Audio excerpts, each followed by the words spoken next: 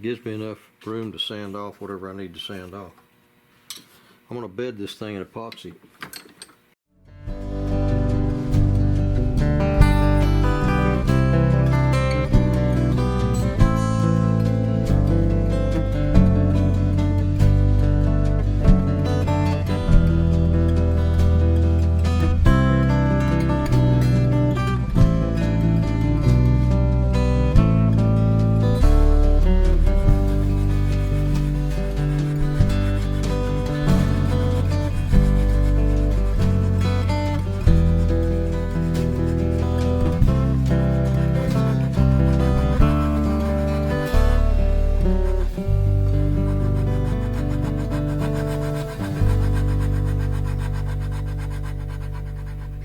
The safety, there's a problem with that safety. It didn't go forward far enough.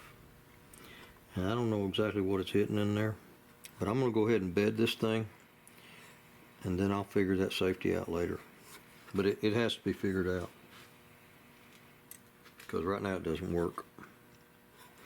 And I don't know, I didn't check it when it was in the other stock, whether it worked or not, but there's no reason it shouldn't, because I put it together with no wood on it, just put the pieces together, and it reaches the trigger, so there's no reason it shouldn't work. But I'll figure it out. Yesterday afternoon, I got the last of this fitting done on these top and bottom pieces, and I went ahead and glass bedded all my little, any gaps I had, any little microscopic little places. I went ahead and bedded them in epoxy, and I let that dry overnight, because I don't know why it just took longer to set up than normal for some reason. I never have understood why sometimes it takes longer and sometimes it doesn't. But now I'm just trimming off this excess, trying to figure out which way this grain is going. I thought I was going the right way with it, but I may not be.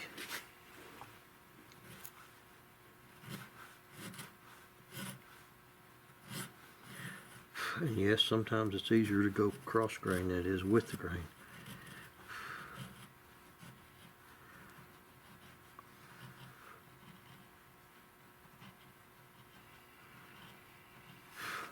I'm just going down to a sandable I'm leaving just a little margin. I'm not going all the way down to the metal. I'm going to leave enough there where I can sand it.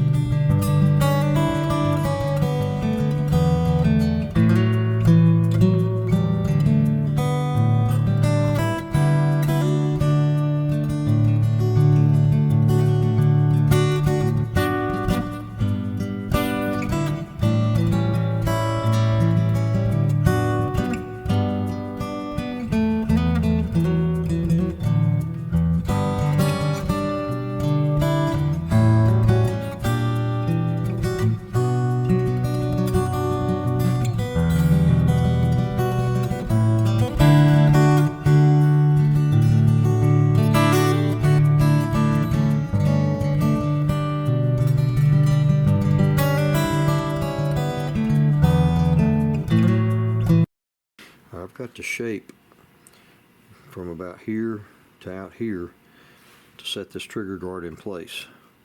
That's got to be reshaped before I start this. And you can see on the original how sharp this comes in to this metal. It's a real steep angle. This is pretty much flat out. So I've got to reshape around here and back here to the end of this pistol grip before I can put that trigger guard in.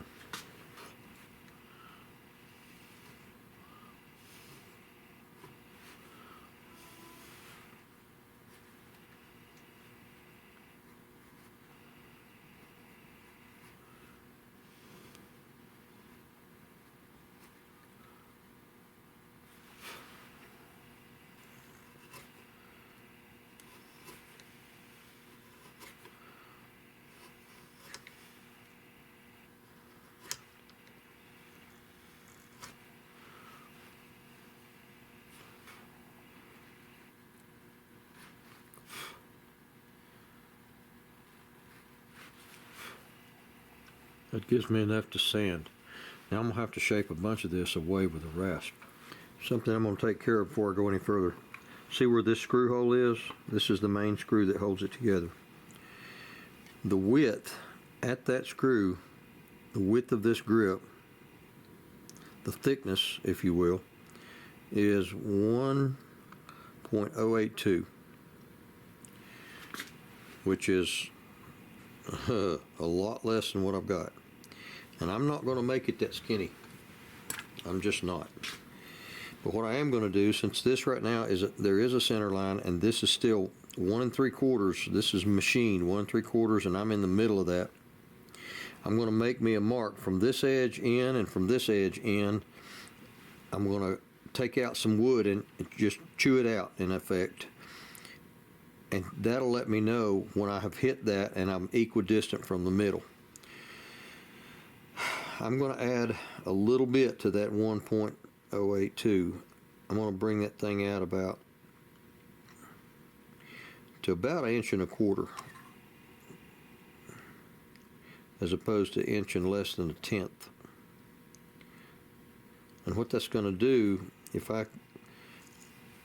the whole thing is 1.75, 1.76. If I'm going to subtract 1.25 inches from that, and what I'll have left over, 1/2 inch. So I need to take off 1/4 inch from either side. And to do that, I'm just going to set something that's 1/4 inch deep and just make me a cut and a cut, and that'll give me a depth gauge at that point. When I hit that cut part, stop.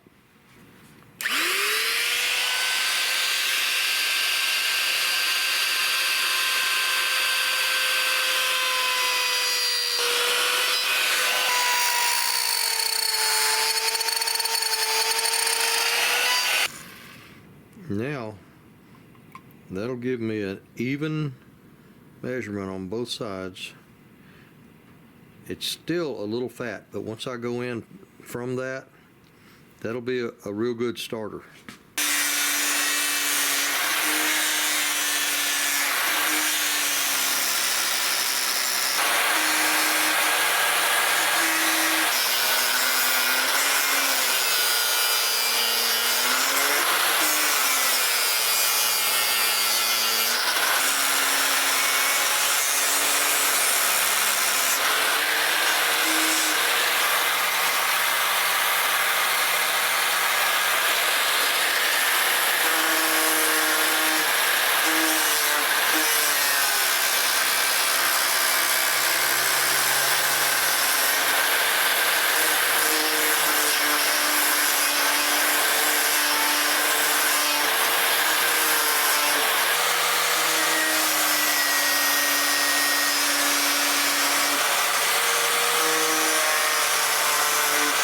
These triggers hanging out here like this are really dangerous. If I nick one of them with this rasp, it's not a good thing. I'm going to go ahead and pull this metal off and shape this down. I think I can shape it down enough to where I can try to fit this trigger guard in here. I believe I can imagine that, and I've just got to round this.